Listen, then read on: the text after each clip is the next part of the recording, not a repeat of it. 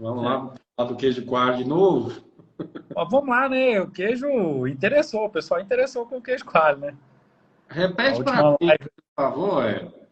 Você Oi? falou no início da live passada, e eu acho que a gente abrir aqui, e eu acho que é importante falar sobre isso. Por mais que a gente sempre repete esse tipo de coisa, mas eu acho que é muito importante. Esse queijo tem regulamento técnico? É. Ô, isso é sempre importante a gente sempre falar isso, porque tem, né? A maioria dos queijos, até um Olha, bom tempo atrás, para quem não sabe o que a gente está falando, vamos começar do princípio. O que é um regulamento técnico? Como funciona? Eu acho que isso é importante. Tem muita gente assim que não sabe disso. Vamos falar um pouco o que é isso. vamos lá.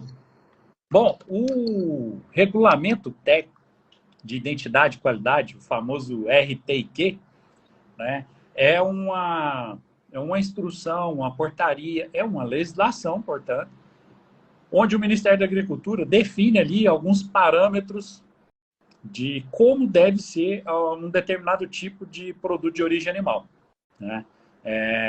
Ali são definidos ali ingredientes que podem ser utilizados, qualidade do produto final, né? Parâmetros de qualidade do produto final, parâmetros de conservação do produto, né? E vão fazendo ali diversas observações para que quem vai produzir esse tipo de produto, ele tenha as orientações adequadas para que o produto seja um produto apto, né, para ser consumido aí lá na mesa dos clientes e consumidores. Então, o RTIQ, ele nada mais é do que regulamentar uma determinada produção. E tem um caso muito interessante desse RTIQ, Wilson, que é o caso do próprio queijo Minas padrão, né? Só para o pessoal ter uma ideia aqui, por que eu estou falando isso? Porque a maioria dos RTIQs, né, os regulamentos técnicos, eles são antigos, né? Foram criados ali, definidos, quando o Brasil começou a fazer ali o seu comércio bilateral aqui com o pessoal no Mercosul, com os países do Mercosul. Então, grande parte dos RTQs são dessa época, 96, 97. Né?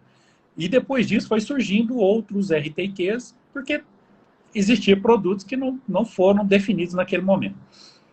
E o queijo Minas padrão, ele chama atenção porque o próprio nome fala queijo Minas padrão, mas padrão ele não existia, né? E foi existir agora, só em 2020. Né? Então, o RTQ para queijo Minas padrão só foi publicado em 2020. Né? É diferente do queijo coalho, por exemplo, que tem RTQ desde 2001. Né? É uma instrução normativa número 30 de 2001 que trata do RTQ desse queijo e de queijo de outros tipos de produto também. Mas o interessante é que alguns produtos até hoje ainda não têm um RTQ definido. Né? Então, se a gente procurar aí, alguns tipos de queijo não vão ter, outros derivados lácteos não tem.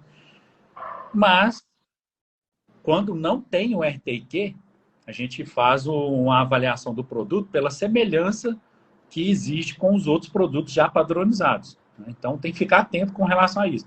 Quer produzir um queijo que não tem RTQ? Vai ser semelhante. Né? Você vai buscar similaridade com a legislação existente para definir ali as características daquele queijo. Agora, quando tem o RTQ definido, o queijo tem que ser produzido de acordo com aquelas determinações ali contidas nesse RTQ, né, o Regulamento Técnico de Identidade e Qualidade.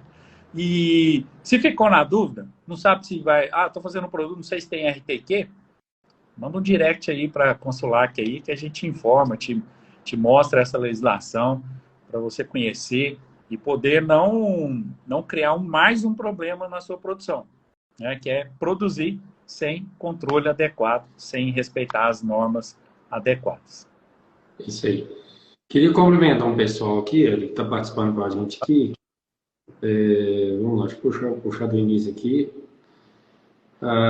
Fazenda Muro de Pedra, o Xará Seu Éder Oliveira, Ah, Rosane, Paulo, o Vitor, filho do Edivaldo lá de Manga, está aqui com a gente. João Vitor. O Wellington do Amapá, que vai produzir queijo coalho, a gente esteve lá, Oh, vai bom montar, demais. vai produzir queijo coalho. o Fábio, pessoal, Valdivino, Ayrton, Patrício, Jordânia, Letícia.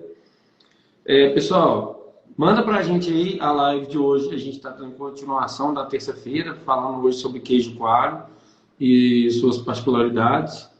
Manda para a gente aí, por favor, as dúvidas de vocês com relação a esse produto. O Wellington, aproveitando aí, ó, consultoria online gratuita. Tira suas dúvidas aí sobre o queijo coalho. O Wellington estava me chamando a atenção, ele falou assim, você só fala de mussarela, cara. Vocês têm que falar de outro produto, tem que falar de queijo coalho. Falei, deixa comigo que nós vamos fazer a live sobre queijo coalho. Sim, sim. E não deu para ser em uma só, né? O pessoal tinha muita dúvida, a gente acabou abrindo esse espaço aqui para mais um. Porque o assunto é interessante, é um queijo que tem crescido muito, né? A quantidade produzida aqui, principalmente, né? É um queijo de origem nordestina, mas tem difundido no Brasil inteiro. Então, cresceu muito sua produção. E para que a gente não tenha problemas, a gente precisa realmente ter informações adequadas para produzir um queijo de qualidade. É isso que a gente precisa buscar. Éder, eu queria que você começasse a falar um pouco sobre quanto tempo vocês têm. 40 minutos, velho. Aproveita isso, 40 minutos. Eu queria que você começasse a falar um pouco sobre pH desse queijo. O que é pH e qual a importância do pH desse queijo? Sim. Bom, a gente tem alguns queijos que têm umas particularidades, né? E esse, sem dúvida, a mais importante delas é controle de pH. Sem dúvida, é a mais importante. E o que é o pH? Na verdade, pH se a gente for traduzir a sigla, né, potencial hidrogeniônico, isso é uma característica que mede, né, o caráter ácido ou básico de um determinado meio, né? Ou seja, o pH do queijo é aquela característica ácida ou básica que a gente tem no queijo, né? E no caso especificamente do queijo coalho, a gente deve ter uma característica ali mais puxada para o lado ácido, mas nem tanto, né? É um queijo que tem uma acidez muito baixa. Então, o segredo dele, na verdade, é esse. Se você tem um queijo coalho que tem ali realmente uma característica mais ácida, com certeza, quando levar para o queijo ser aquecido, né, tanto na chapa quanto na brasa, ele vai acabar derretendo. E não é o objetivo desse queijo apresentar essa característica de derretimento. É o contrário de diversos outros queijos que a gente quer que derreta e muito. No caso da mussarela, né, um caso do Minas Padrão, um caso de um queijo prata, a gente quer que esses queijos derretam. Mas o queijo coalho não. Ele não pode ter essa característica, né? Por isso que é importante esse parâmetro de pH, potencial hidrogeniônico desse queijo, né? Mas qual que é o segredo? O segredo é a gente controlar durante o nosso processo de fabricação, é claro que lá desde a matéria-prima, para que esse pH nunca fique abaixo de 5,8. Isso é o ponto-chave do queijo. Se ficar abaixo, com certeza vamos ter problema na hora de aquecer. Esse queijo, que for assar, ele vai derreter. Então, essa é a característica. Aproveitando aí, o Ed está perguntando aqui, tem como medir esse pH? Fala para a gente aí. Isso, é uma medida, né? Esse pH, essa característica, né, do produto, é uma medida, né? Para que a gente consiga fazer isso, a gente precisa do equipamento, né? Não tem como a gente fazer essa medida se não for com o equipamento. Até uma pessoa chegou a me perguntar se daria para fazer com a fitinha de pH, né? Uma fitinha que tem lá de 0 a 14, aí ele coloca lá no leite lá e vai dar um pH. Não dá para fazer, né? Não é preciso. Você vai ter lá um valor lá, mas aquele valor entre um ponto e outro, ele é extremamente grande. Você não vai conseguir chegar lá.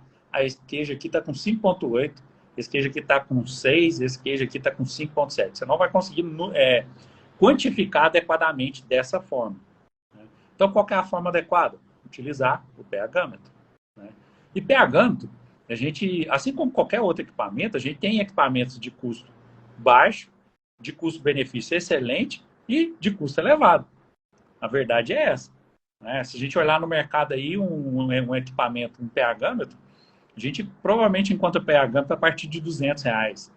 E tem pH-metros aí de R$ 10.000, R$ 15.000. Né? O que eu quero dizer para vocês? O equipamento tem que ser um equipamento confiável, né? Também não é o mais barato que vai te resolver a sua vida. Né?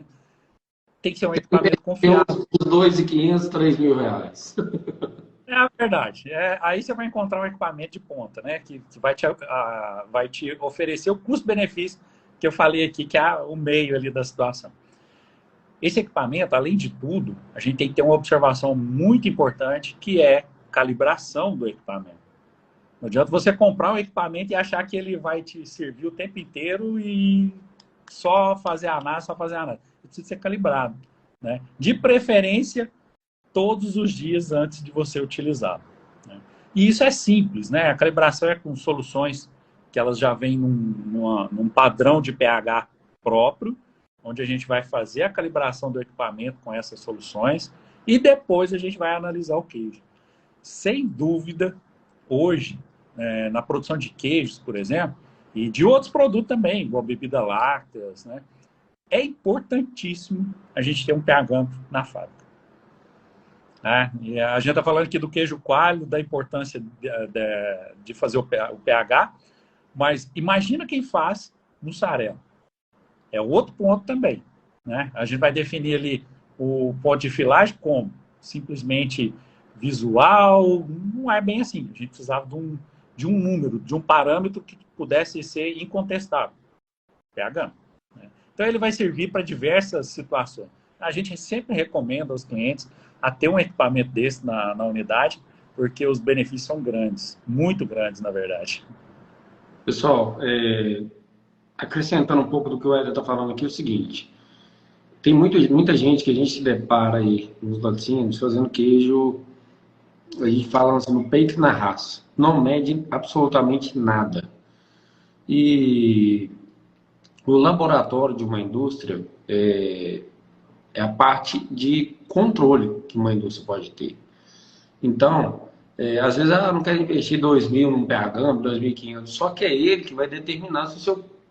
É ele que vai conseguir mensurar, não é nem determinar, mas conseguir mensurar se aquele produto, no caso do queijo coalho, vai derreter, não vai derreter, se ele está no ponto ideal ou não, no caso da mussarela, no caso da bebida, que foi o que o Éder falou aí. Então, esse equipamento é o equipamento que vai mensurar isso. E os outros equipamentos que tem no laboratório também, que muita gente não dá tanta atenção, uma análise de antibiótico, né? Uma análise de microscopia, uma análise de gordura, isso é de extrema importância. Então, assim, é indispensável que se tenha um laboratório eficiente. E não adianta, assim, igual ele falou, no laticínio em geral, tá? Isso aqui vale para todos os equipamentos. Tem que tomar muito cuidado com preço e qualidade. É duas coisas assim totalmente discrepantes. Então, igual o Éder falou, que o Éder falou do pH, não serve para todos os equipamentos. Você vai botar pH de R$ 200, vai botar pH de 15 mil. Você não precisa comprar um de 15, mas se você comprar um de 200, não vai te atender. A mesma coisa acontece com os outros equipamentos. A gente entra em algumas fábricas aí que a gente vê, por exemplo, pasteurizador. Pasteurizador que, sinceramente, não funciona. É um equipamento que está lá praticamente de enfeite. Aí o cara fala assim, eu paguei aqui desse pasteurizador, paguei caro, paguei 15 mil no pasteurizador desse, de 1.000 litros hora.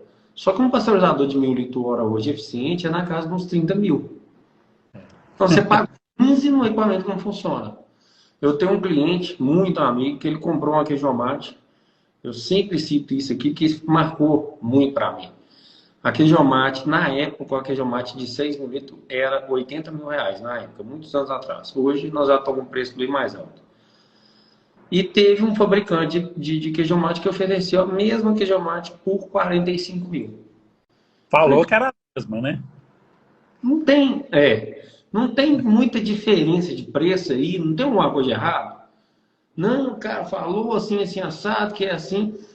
Conclusão, comprou o queijomate de 45 mil. Em vez de receber uma de 6, ele recebeu uma de 3. E mesmo assim, ele recebeu essa de 3 porque ele foi na fábrica e pegou a que tinha lá. Porque marcou 90 dias para entregar o produto e não entregou, não atendia o telefone. E, final das contas, o produto não tinha comprado nenhum material para fazer o produto. E ele já tinha pagado boa parte, praticamente aí, o produto todo e não tinha recebido. Então ele carregou a que tinha lá, tinha uma de 3 lá e carregou e ficou por isso mesmo. Conclusão, se tivesse investido 80 mil numa de 6 mil litros, estava com o problema resolvido. Porque depois teve que comprar uma de 6, porque a de 3 não atendia. Então, assim, tem que tomar muito cuidado com isso. A gente está aqui para isso. Nós não temos parceria com empresas de equipamento, não temos parceria praticamente com ninguém, tá? Justamente porque a gente quer estar isento nas nossas indicações.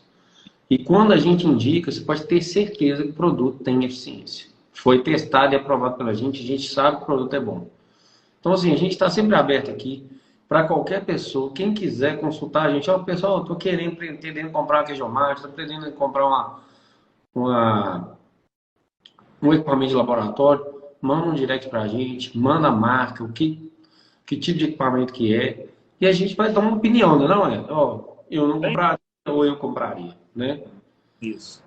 O Elton, ele perguntou aqui sobre a determinação do prazo de validade do queijo coalho. Sim. Ô, Elton, o que acontece? Prazo de validade, quem determina é a empresa que fabrica. E o que ela leva em consideração para determinar o prazo, né? Ela tem que levar em consideração as características do produto que ela está fazendo, baseado na matéria-prima, nos ingredientes, no seu processo, na sua embalagem. Todas essas informações juntas é que garantem que você vai atingir ali um prazo de validade do seu produto de 4, de 5, 6, de 1 ano. Não existe em nenhum lugar uma determinação que tal produto tem que ter validade de 4 meses. Isso não existe, né? Tanto que você pode encontrar no mercado aí queijo coalho com validade de 2 meses e queijo coalho com validade de 6 meses. Tem algum errado? Não, nenhum dos dois estão errados, né? A verdade é que quem colocou prazo de validade de 2 meses entende que até 60 dias o seu produto apresenta características próprias para consumo e que após isso ele pode apresentar deterioração. E o outro acredita que com 6 meses o produto dele ainda mantém as características próprias para consumo, né? E como que a gente faz isso? De início, comecei agora, como que eu vou determinar? Determine aí inicialmente um prazo de validade curto e com a amostra do seu produto armazenada em condições adequadas, você vai abri-lo frequentemente, de preferência de 15 em 15 dias. E avaliar, com 15 dias está ótimo, 30 dias ótimo, 45 ótimo, 60 ótimo, e por aí vai. Até você atingir aquele ponto que você percebe que o produto começou a deteriorar. Com 120 dias, o meu produto apresenta um sabor mais ácido. Já é um motivo de alerta. E olha que legal uma situação para isso. Sabe qual que é o melhor parâmetro para se avaliar? pH. Né? É claro que assim, depois do sensorial, né? Mas aí o pH é número, é numérico, então é mais fácil você acompanhar. Então, assim, pelo pH você consegue observar se o seu produto está deteriorando rapidamente ou não. Na prática, quando a gente tem um processo de fabricação bem ajustado, que é realizado com extrema higiene, gente, queijo não adianta, se não for com higiene, larga, vai dar problema no segundo dia do produto já pronto, ele já vai dar problema, né? Aliás, na prensa, né? Tem situações, por exemplo, com queijo coalho, que na prensa, ao final da prensa, o queijo já está todo rendado. O pessoal chama de queijo fofo, queijo rendado. Então, assim, o que aconteceu? Falta de higiene total, né? Tanto que contaminou ainda durante o processo de fabricação. Então, esse período de validade, ele vai depender dessas características. Qualidade do leite, um leite de boa qualidade, um processo de pasteurização eficiente, um processo de higienização muito apurado em todas as etapas do processo de fabricação, né? Ingredientes de boa qualidade. Aí sim, isso vai aumentar a vida de prateleira do seu produto, né? Mas tem que avaliar, né, tecnicamente em cada situação, né? Não dá para comparar, e eu escuto muito isso. O pessoal fala assim, o produto daquela marca X tem 6 meses de validade, mas o meu com 3 meses dá ruim. Então, o que eles fazem lá? Eles colocam algum produto, eles colocam... Gente, não tem disso, não. Não é que está colocando, fraudando, não está fazendo nada disso, não. É questão de higiene, é questão de seleção de matéria-prima. Controle, Né? também, né? Controle, entendeu? Então, assim, é isso que faz diferença. Né? É isso que faz diferença do produto que tem validade de 6 meses e o seu que não consegue com 3. Né? O que a gente precisa fazer? Se alertar a essa situação e buscar orientação. O que eu estou fazendo para o meu produto só ter 3 meses de validade, sendo que o do outro lá consegue 6? Né? Provavelmente, a gente tem que avaliar, logicamente, mas provavelmente o primeiro ponto que a gente observa nesses questionamentos é a higiene. Né? A higiene, às vezes, é deficitária. E depois a gente vai olhar matéria-prima. Né? O pessoal insiste que matéria-prima de má qualidade dá queijo bom, e não dá. Né? A gente não melhora nenhuma matéria-prima, principalmente o leite. Não melhora. O máximo que a gente consegue fazer na fábrica é manter aquilo que chegou. Se chegou ruim, vai sair um queijo ruim. Se chegou um leite bom, o máximo que a gente vai conseguir é fazer um queijo bom. Você não vai fazer um queijo excelente. Vai fazer um queijo bom. Se a sua matéria-prima é excelente, você pode conseguir fazer um queijo excelente. Né? Agora, o contrário acontece. O seu leite é excelente, sai um queijo ruim. Porque aí são situações que você não observou, porque o leite é uma qualidade excelente, mas o processo de fabricação tem falha, a higienização não é adequada, aí contamina, e aquele leite excelente te dá um queijo de má qualidade. Isso é possível. Inclusive, o Supremo Produtor Artesanal colocou a questão sobre o pH aqui, que o Éder praticamente já respondeu isso aí, com o que ele falou acima. Como que consegue o pH desejado? No caso do queijo coalho, é controle, higiene principalmente, né? E ele perguntou também que você já respondeu e se tem algum ingrediente necessário para ter esse pH desejado. Você falou Não, ontem os fermentos bioprotetores, mas não é o caso, né? O não, caso é controle, higiene, seleção da matéria-prima. isso. O próprio processo de fabricação, assim, para ficar bem claro para o pessoal, quando a gente recebe o leite, né, a matéria-prima, o leite cru refrigerado, ele tem um pH que varia ali de 6,80 até 6,60 ainda é um leite de boa qualidade. Então esse é o pH natural, isso sai lá do útero do animal, né, com essas condições, isso é normal. E quando a gente começa o processo de fabricação, a tendência é que as bactérias que estão presentes ali naquele leite, que são as bactérias próprias, né, da flora natural do leite, né, alguns lactobacilos, elas promovem, né, a produção de ácido lático em pequena concentração. E o que isso acarreta? O abaixamento de pH. Então, a tendência é da gente começar um processo de fabricação ali com um pH do leite 6,60, 6,70, e esse pH tende a abaixar. Em queijos como mussarela, queijo Minas padrão, né, queijo prato, em que a gente quer que esse pH baixe rápido, a gente faz uso de fermentos que vão acelerar a produção de ácido lático. Consequentemente, o pH vai abaixar rápido. É o contrário do queijo coalho. Né? O queijo coalho a gente quer um pH um pouco mais alto, acima de 5,8. Então ele vai abaixando naturalmente, mas lentamente. Então, não existe nada assim para a gente... eu vou colocar esse ingrediente, que o pH vai abaixar até 5,9 e não vai cair para abaixo de 5,9. Não é isso. Né? Isso não existe. É o procedimento de produção que você vai executar é que vai garantir que esse pH não se reduza tanto. Né? Principalmente a tensão com leite pasteurizado. Né? Produzir com leite cru aí é quase que impossível de você conseguir. Né? Por quê, gente? Isso aqui são coisas diferentes. Quando a gente tem lá um processo de fabricação de queijo artesanal, prensado, que vai ficar maturando, é outra situação. Não dá para a gente comparar com um queijo coalho, que é um queijo um queijo praticamente produzido e consumido, né? Não tem processo de maturação, né? Não tem bactérias láticas ali adicionadas, só as que provém mesmo do leite que a gente adquiriu. Então é muito diferente o processo, não dá nem para comparar, né?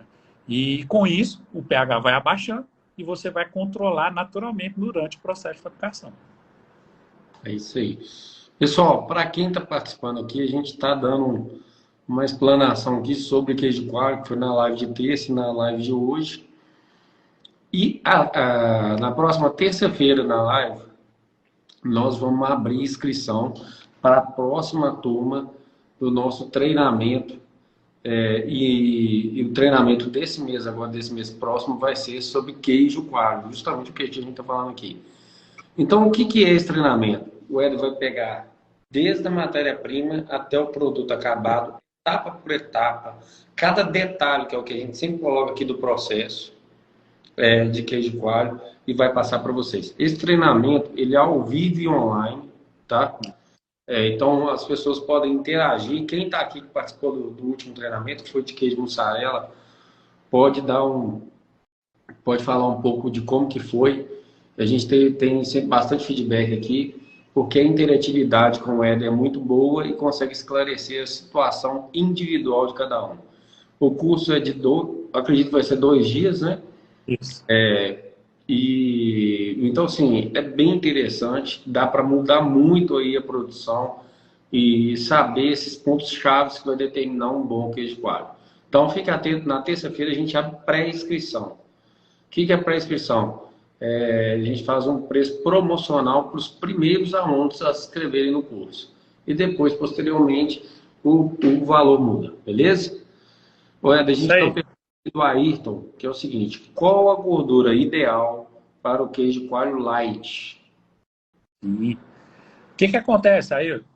Quando a gente vai usar a expressão light, é importante a gente observar que qualquer produto que tem uma redução de, no mínimo, 25% do teor de gordura comparado com o produto tradicional, você pode considerar ele como light. O que eu estou dizendo com isso? Se você produz um queijo coalho e o teor de gordura do seu queijo coalho dá ali, vamos colocar 25% de gordura.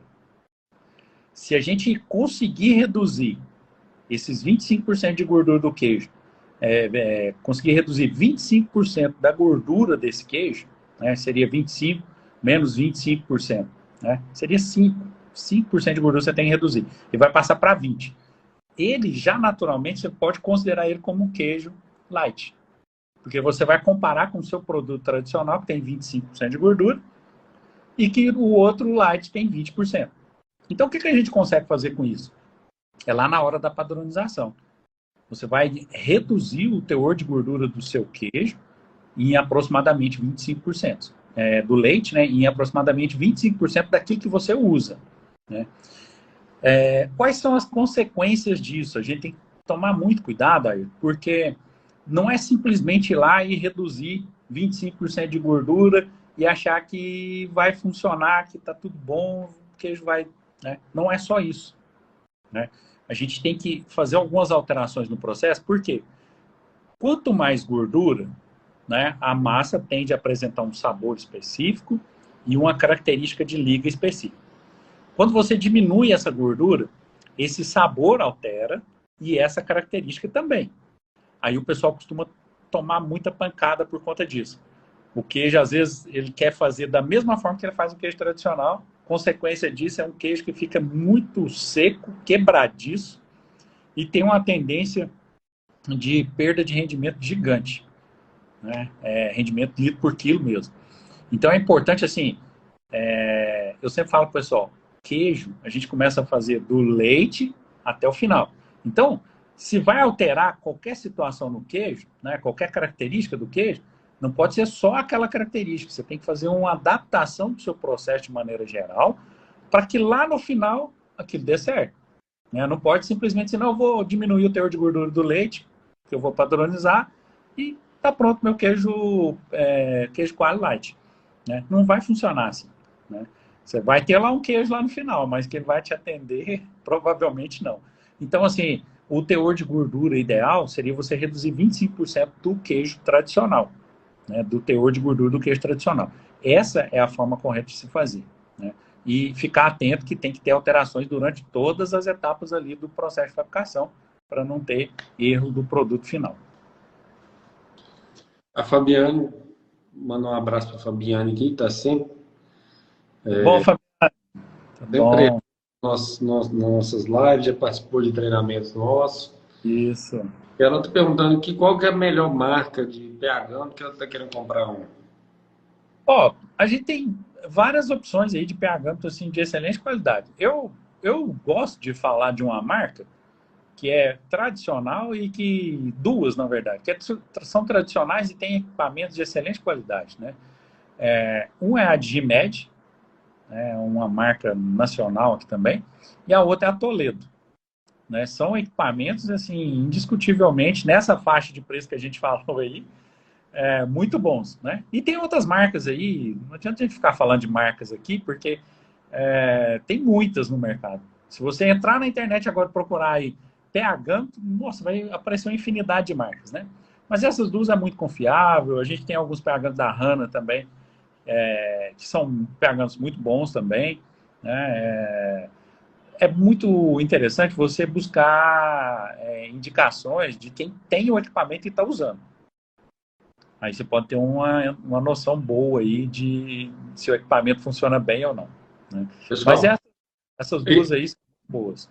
essa marca que eu falou, Digimed, na minha opinião, é uma das melhores que tem. Assim, É, é confiável demais. São produtos, são equipamentos um pouco mais caros. sim. Então, Digimed, tá? Eu acho que, igual ele falou, tem que fazer isso tudo que ele falou, né? Dar uma conferida aí quem está usando, mas tem que tomar muito cuidado. Então, eu gosto muito dessa marca. A gente já trabalhou muito com ela, né? Na época da Milênio mesmo, eu comprava ela. É, E, muito assim, é mais caro um pouco, mas é uma marca muito boa. O Ayrton, ele fez uma pergunta aqui. A gente uhum. fala sobre pH do queijo coalho, mas ele fez uma pergunta aqui que eu acho que cabe a resposta. Tem como manipular o pH do leite para colocar próximo do ideal? Ó, tem como manipular. Agora, se isso é importante para você, não. Por quê? O que você tem que fazer? Você tem que coletar o leite com as características adequadas, né? O que acontece? Como que eu vou manipular o pH do leite para ele ficar na faixa de 6,70, sendo que o leite está a 6,40? Né? Isso aí produtor rural aí, tem uns que são fera nesse tipo de situação. Isso é fraude, gente. Isso é fraude. Não pode ser usado, né? O que ele faz? Ele vai lá e coloca bicarbonato, por exemplo. Né? O leite sai do pH ali de 6,50 e vai para 6,70, né? Como ele não vai fazer cálculo para fazer isso, ele coloca lá, o cara falou que eu posso colocar uma colher aqui de bicarbonato no leite que vai dar certo. Aí muitas vezes, né, esse pH, ao invés dele chegar ali em 6,70, ele vai passar, né? Vai chegar ali 6,80, 6,90, 7, né? Eu já peguei leite aí até com 7,20, né? Você vê que errou completamente. E outro parâmetro que você vai conseguir observar essa variação aí é a acidez, né? Ela é inversamente proporcional ao pH. O pH abaixa, o pH abaixa e a acidez também vai lá embaixo também, né? Então, assim, é diretamente proporcional. Errei aqui.